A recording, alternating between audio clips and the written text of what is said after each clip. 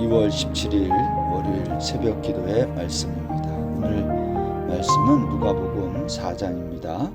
14절부터 21절까지 읽겠습니다. 예수께서 성령의 능력으로 갈릴리에 돌아가시니 그 소문이 사방에 퍼졌고 친히 그 여러 회당에서 가르치심에 무사람에게 칭송을 받으시더라. 예수께서 그 자라나신 곳 나사렛에 이르사 안식일에 늘 하시던 대로 회당에 들어가사 성경을 읽으려고 서심해 선지자 이사야의 글을 들이거늘 책을 펴서 이렇게 기록된 데를 찾으시니 곧 주의 성령이 내게 임하셨으니 이는 가난한 자에게 복음을 전하게 하시려고 내게 기름을 부으시고 나를 보내사 포로된 자에게 자유를 눈먼 자에게 다시 보게 함을 전파하며 눌린 자를 자유롭게 하고 주의 은혜의 해를 전파하게 하려 하심이라 하였더라. 책을 덮어 그 맡은 자에게 주시고 앉으시니 회당에 있는 자들이 다 주목하여 보더라. 이에 예수께서 그들에게 말씀하시되 이 글이 오늘 너희 귀에 응하였느니라 하시니 그들이 다 그를 증언하고 그 입으로 나오는 바 은혜로운 말을 놀랍게 여겨 이르되 이 사람이 요셉의 아들이 아니냐. 예수께서 그들에게 이르시되 너희가 반드시 의사야 너 자신을 고치라 하는 속담을 인용하여 내게 말하기를 우리가 들은 바 가버나움에서 행한 일을 내 고향 여기서도 행하라 하리라. 또 이르시되 내가 진실로 너희에게 이르노니 선지자가 고향에서는 환영을 받는 자가 없느니라. 내가 참으로 너희에게 이르노니 엘리야 시대에 하늘이 3년 6개월간 닫히어 온 땅에 큰 흉년이 들었을 때에 이스라엘에 많은 과부가 있었으되 엘리야가 그중 한 사람에게도 보내심을 받지 않고 오직 시돈 땅에 있는 사렙다의 한 과부에게 뿐이었으며 또 선지자 엘리사 때에 이스라엘에 많은 나병 환자가 있었으되 그 중에 한 사람도 깨끗함을 얻지 못하고 오직 수리아 사람 나만 뿐이었느니라. 회당에 있는 자들이 이것을 듣고 다 크게 화가 나서 일어나 동네 밖으로 쫓아내어 그 동네가 건설된 산 낭떠러지까지 끌고 가서 밀쳐 떨어뜨리고자 하되 예수께서 그들 가운데로 지나서 가시니라. 아멘. 오늘 30절 말씀까지 읽었습니다. 예수님의 공생애가 시작되기 직전에 있었던 누가복음 4장 1절 그 이하의 말씀에 보면 예수님이 요단강에서 세례를 받으시고 이제 올라오실 때에 성령의 충만함을 입어 돌아왔다 이렇게 말하고 있어요. 그리고 광야에서 40일 동안 거기도 보면 성령에게 이끌리시며 마귀에게 시험을 받으시더라 그랬어요. 그리고 여러분 오늘 본문 14절에도 보면 예수께서 성령의 능력으로 갈릴리에 돌아가셨다 그런 말이 나와요. 여기 보면 전부 성령님이 이끄시고 또 인도하시고 그런 내용이 계속 나와요. 여러분 왜 성령님의 이 계속적인 이끄심이 나올까요? 예수님이 뭐가 부족해서 성령의 이끄심을 받았다는 말이 아닙니다. 이것은 예수님의 이 구속사역, 공생애가 얼마나 중요한지를 보여주는 건데 성부 하나님, 성령 하나님, 그리고 성자 하나님이 같이 이 일을 하고 있음을 성경은 의도적으로 보여주는 거죠. 오늘 본문 15절에 보면 여러 회당에서 예수님이 가르쳤더니 무사람에게 칭송을 받으셨다 그랬어요. 그렇다면 여러분 사람들의 칭송을 받는 예수님의 공생의 제일 처음 사역은 무엇일까? 그것은 회당에서 가르치신 사역이라는 거예요. 여러분 우리가 무엇을 할 때 일반적으로 처음에 하는 거 있잖아요. 뭐 목사에게는 첫 설교 뭐 이런 거겠죠. 그것은 그 사람이 추구하는 가치와 철학이 담겨 있기에 마련입니다. 따라서 예수님이 오늘 첫 번째 나사렛 회당에서 행한 이 설교는 예수님이 추구하신 가치와 철학이 무엇인지를 보여준다 할 수 있어요. 16절에 의하면 예수님이 안식일에 늘 하시던 대로 회당에 들어가서 성경을 읽으려고 서셨다 그랬어요. 그랬더니 17절에서 이사야 책을 회당장이 줬다는 거죠. 그리고 예수님이 그 가운데서 책을 펴가지고 한 군데를 읽으신 겁니다. 그 내용이 어디에 있는 내용입니까? 이사야서 61장 1절 이하에 나오는 말씀이에요. 그 내용이 오늘 본문 18절인데요. 주의 성령이 내게 임하셨으니 이는 가난한 자에게 복음을 전하게 하시려고 내게 기름을 부으시고 나를 보내사라는 말씀입니다. 예수님은 제일 먼저 가난한 자에게 복음을 전하도록 하기 위해 성령이 나에게 임했다는 거예요. 여러분, 우리가 성령 받기를 사모합니다. 왜 받아야 됩니까? 가난한 자에게 복음을 전하기 위함이라는 거예요. 여기서 가난한 자는 경제적인 가난을 의미한다기보다는 영적 가난을 의미합니다.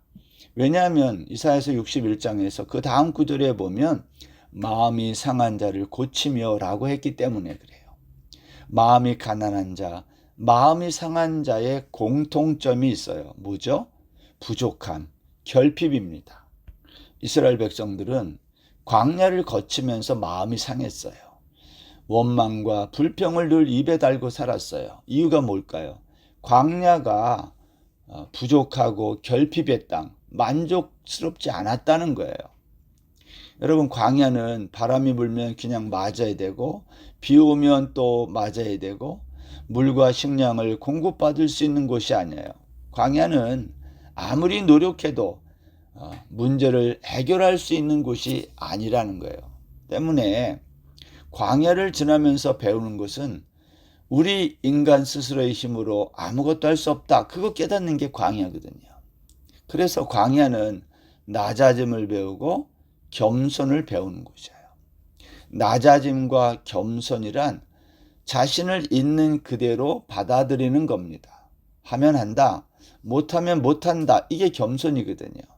광야는 노력해서 사는 곳이 아니라 그래서 은혜로 사는 곳이에요. 왜 가난한 자에게 복음을 전하신다고 했을까요? 마음이 가난한 자들이 자신 스스로 할 수 없다는 것을 잘 알기 때문에 이들이 복음을 잘 받아들인다는 거예요. 여러분, 두 번째, 포로된 자에게 자유를 주기 위해 성령이 임했다 그랬어요. 포로된 자라는 것은요, 붙들려 있어서 자유가 없는 사람을 말해요. 여러분, 독감에 걸리면 꼼짝 못합니다. 일도 못하고요, 학교도 못 가고 누워 있어야 돼요. 마찬가지입니다. 죄라는 것이 우리에게 들어오면 죄가 우리의 자유를 속박해요. 묶어버려요. 그리고 그 죄에 이끌려 여기저기 다니게 되는 겁니다. 죄에게 붙들린 사람의 모습이 그런 겁니다. 여러분, 요즘 우리 주변에 중독된 사람이 많아요. 술에 중독된 사람, 쇼핑에 중독된 사람, 운동에 중독된 사람, 게임에 중독된 사람 등등. 여러분, 중독은요, 때로는 아름답게 보일 때도 있어요. 그러나 중독되면 자유를 빼앗아 갑니다. 예수님은 우리를 이와 같은 죄의 중독으로부터 자유케 하기 위해 오셨다는 거예요. 그리고 오늘 여기 세 번째, 눈먼 자를 다시 보게 하기 위해 성령이 나에게 임했다. 오늘 성경이 그렇게 말합니다. 여러분, 눈먼 자는 보는 게 필요한 사람이에요. 요한복음 9장에 가보면 예수님이 바리새인들에게 말씀하셨어요. 너희들은 맹인이 되었더라면 죄가 없으려니와 본다고 하니 너희 죄가 그대로 있느니라. 그런 말씀했어요. 이게 무슨 말이에요? 바리새인들의 문제가 무엇인가요? 보지 못하는 거예요. 그들이 예수님을 메시아로 보지 못했어요. 근데 그들은 보지 못하면서도 본다고 했어요. 이게 문제였어요. 이걸 죄라 그러거든요. 보지 못하면서 본다고 하는 거, 이게 죄인데 보이지 않으면 보이지 않는다고 해야 고쳐주는 거예요. 근데 바리새인들은 보이지 않으면서도 보인다고 했기 때문에 그들은 고침받을 수가 없다. 오늘 예수님이 그렇게 말씀한 거예요. 그것을 죄라고 하는 겁니다.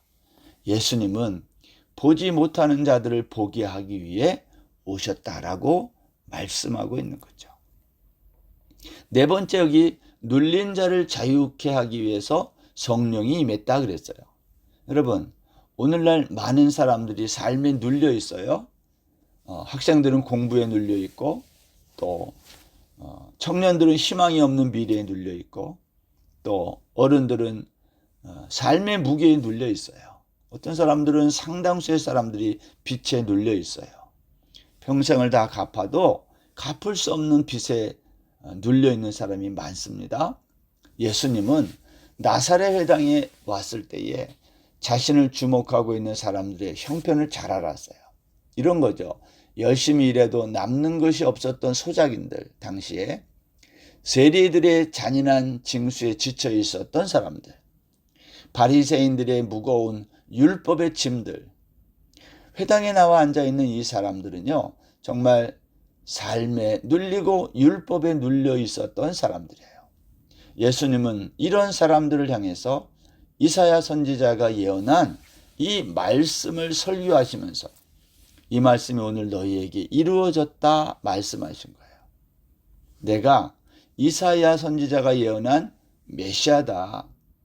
내가 요단강에서 세례받을 때 하늘로부터 왜 성령의 충만함을 입었는지, 왜 성령이 이끌리어 광야에서 40일 동안 시험을 받았는지, 내가 왜 갈릴리 이곳에 성령의 능력으로 왔는지, 그 이유를 이사야가 말하고 있다는 거예요. 내가 성령 충만하여 성령의 이끌림을 받고 성령의 능력으로 너희 앞에 나타난 것은 가난하고 포로되고 눈멀고 눌려있는 너희들에게 은혜의 해가 도래했음을 전파하기 위함이라는 거예요. 여러분, 은혜의 해가 뭘까요? 이거는 레위기 25장 10절에 가보면 신년이라는 모든 것을 다 각자의 소유지로 돌려보내고 해방시키는 정말 그러한 놀라운 절기예요. 안식년이 7년에 한 번씩 오잖아요. 7번째 안식년이 끝나면 49년인데 그 다음 50년을 신년이라 그래요. 이때는 모든 종들을 다 집으로 돌려보내요. 자유롭게 하는 거예요. 모든 땅들을 원래의 주인에게로 다 돌려주는 해가 신년이고, 모든 빛이 다 면제되는, 탕감되는 해가 신년입니다. 예수님이 오늘 뭐라고 말씀했어요? 이사야 선지자가 한 말을 인용해서 주의 은혜의 해를 전파하게 하려 하심이라. 내가 너희들을 모두 자유케 하기 위해서 이 땅에 온 하나님이라는 거예요. 그리고 이렇게 말씀했어요. 이 글이 오늘 너희 귀에 응하였느니라. 21절에 보면 이 글이 누구의 글이에요? 이사야 선지자의 글이 너희 귀에 응했다는 말은 내가 이 이사야 선지자가 700년 전에 예언한 이 말씀을 그대로 성취하기 위해 이 땅에 온 하나님, 메시아다라고 선언하시는 겁니다. 여러분, 이 놀라운 복음을 나사렛 회당에 있었던 많은 유대인들이 듣고 어떻게 반응해 옳습니까? 드디어 하나님이 우리에게 말씀하신 선지자의 말 그대로 성취하기 위해 정말 메시아를 보내셨구나 하고 환영해야 맞잖아요. 근데 오늘 22절 이하에 보면 오늘 나사렛 회당에서 이 말씀을 듣던 많은 사람들이 예수님을 배척합니다. 오히려 거부해요.